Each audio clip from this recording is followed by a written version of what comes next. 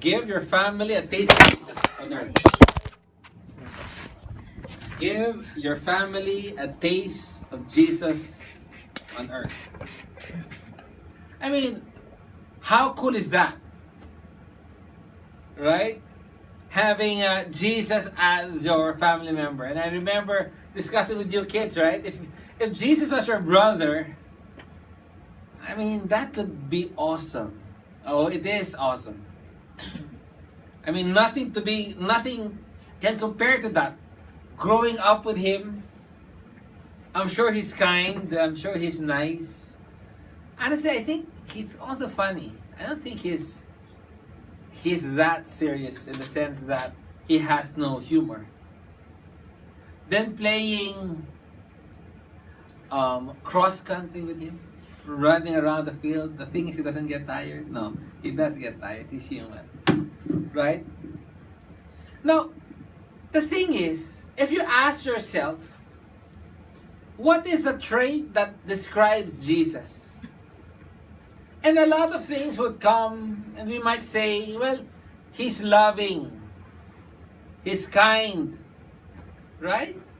But when Jesus had to describe himself, how did he describe himself? Why don't we turn our Bibles to Matthew chapter 11 as we continue our study in Philippians chapter 4 and 5, chapter 4, verse 4 and 5. Jesus Christ, among all the characteristics that he has or have, and all of them are important, described himself this way. Matthew 11, verse 28 and 29.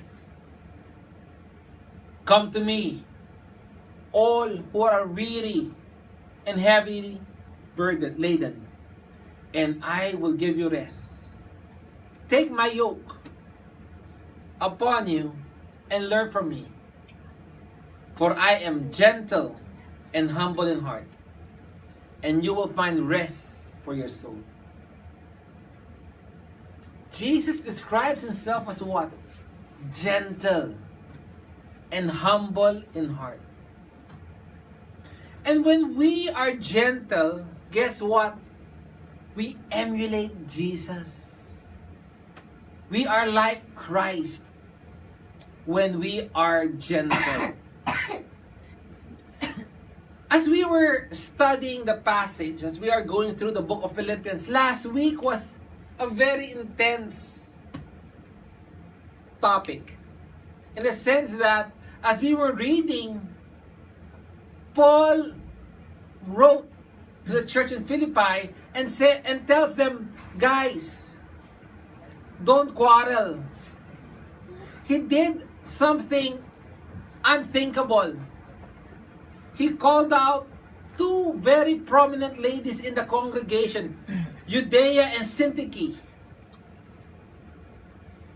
And it was a very stressful moment. I wonder, how many of you has experienced that? Maybe in my kids. If I'm talking seriously with Bettina, Bambino, Santino, you'll be totally quiet, right? Oh, that's serious. That's angry. And even if I'm talking to Bettina, reprimanding her, Bambino and Santino, I guess, would be sweating too. Similarly, in an office scenario, right? You're in the board meeting and all of a sudden, the chairman comes in or the boss comes in and reprimands, and he's kind of upset with one of the colleagues. And what happens? Everybody's quiet. And this is what was happening there. Paul was calling out Judea and Syntyche. And the thing is, it was a public call.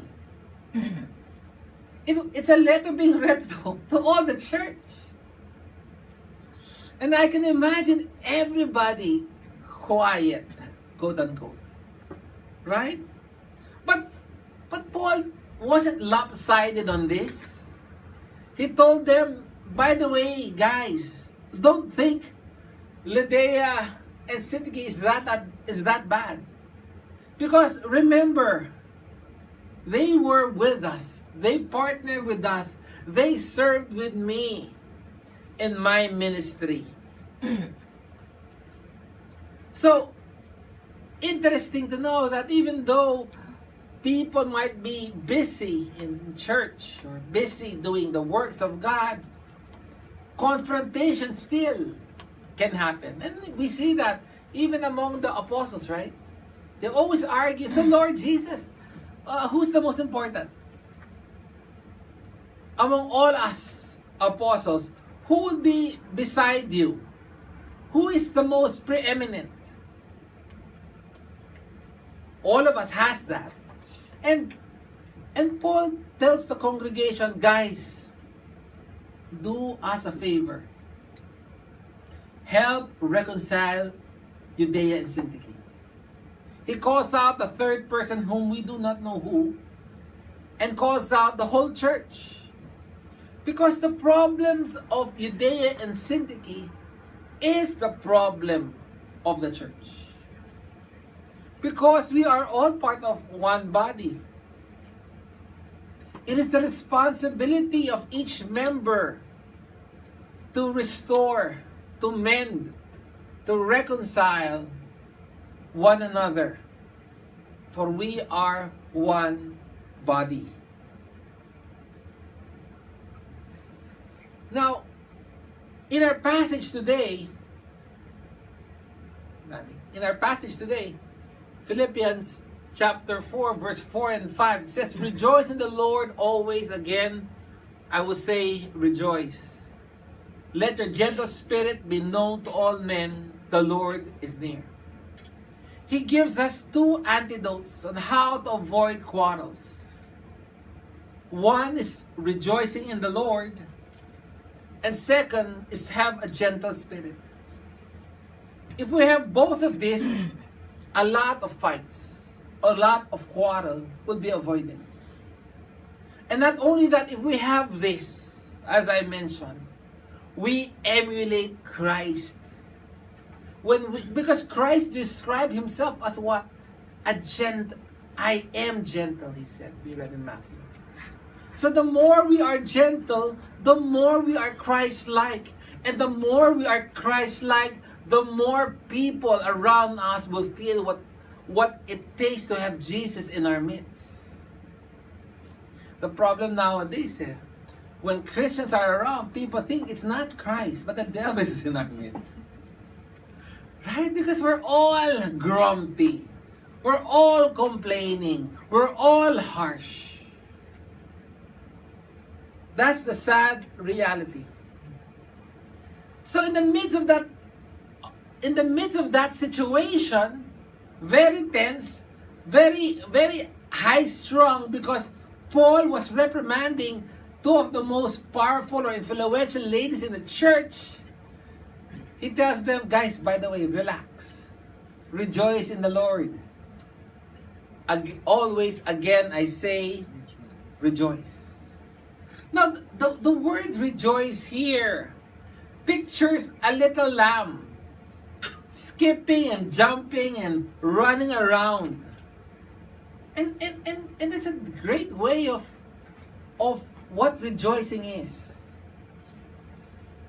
It's when a person is rejoicing, it changes their demeanor. It changes their behavior.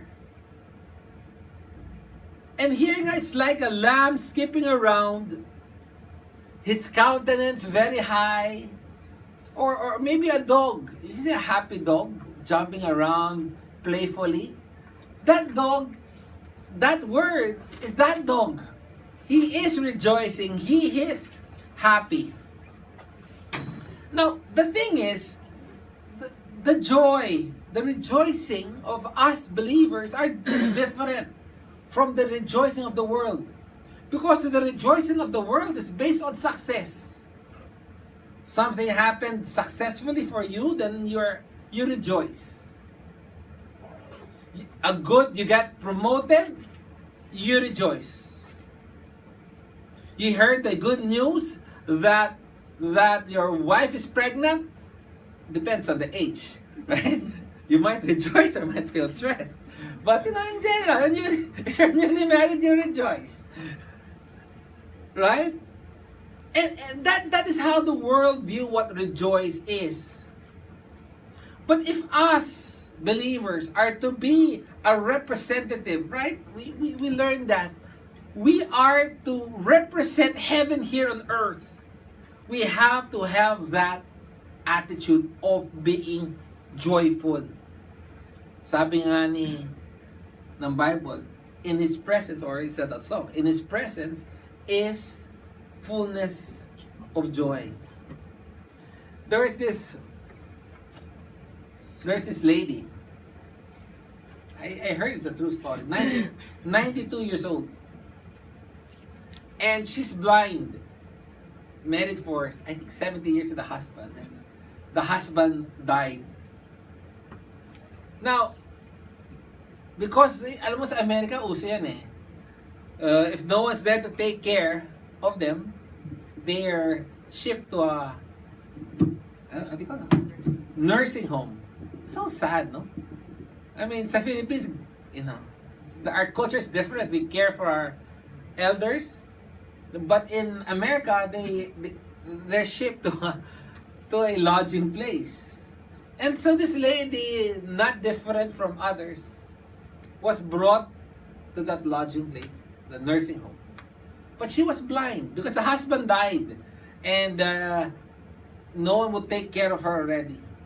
Once she arrived at the nursing home, she was received by the host of the nursing home and brought to her room. And in her room, the guy was describing the room to her. This room is that, this room is that. And the girl said, you know what? I like the room already. But the guy was perplexed. How can you like the room?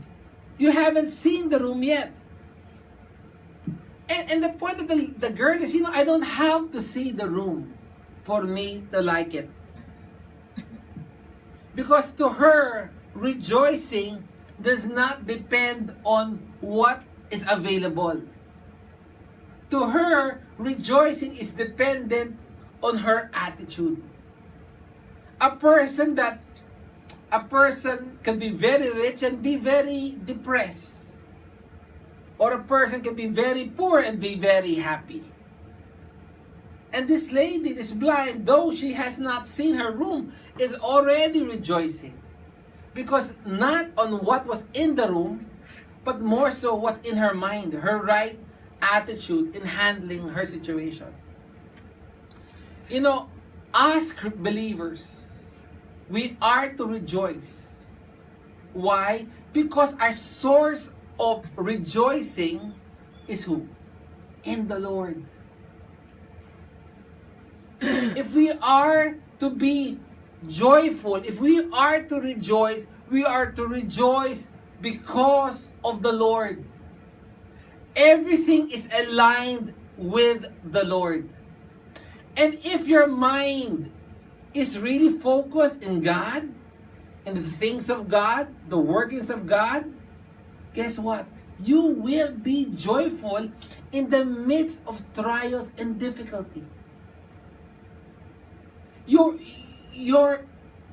view, your worldview, your paradigm, your view on the world, your assessment of a situation reflects if you are focusing on the Lord. If you're grumpy, if you're complaining a lot, if you are fighting always, guess what? You have not been meditating in the Lord enough. They said, the most important knowledge that you can acquire is the knowledge of God. No religion has risen above their knowledge of who God is. Your Christian walk, your joy, your contentment in life cannot rise above your knowledge of Him. That's why Christians are a myth.